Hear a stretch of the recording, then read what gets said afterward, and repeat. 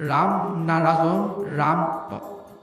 জীৱনৰ যাত্ৰাত যিজন য'ত যি কাম কৰিছে, শত্ৰু বা বিঘ্নৰ সৈতে সকলোকে কোনো সময়ত পৰি যোৱা লাগে, এনে একাধিক ঘটনাসমূহ আছে আমাৰ জীৱনৰ প্ৰতিটো কাম বতাহত আঘাত প্ৰতিঘাতৰ মাজেৰে গুচৰি যোৱাই।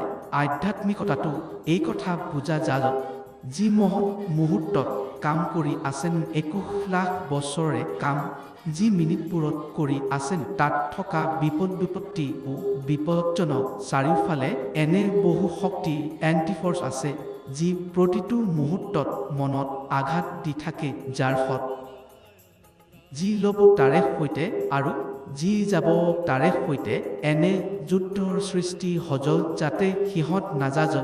এই লোৱাৰ এক নিয়ম হৈছে যদি সিহঁতে জপ কৰে তেন্তে সিহঁতক এইটো পৰ্যন্ত জপ কৰিব লাগিব।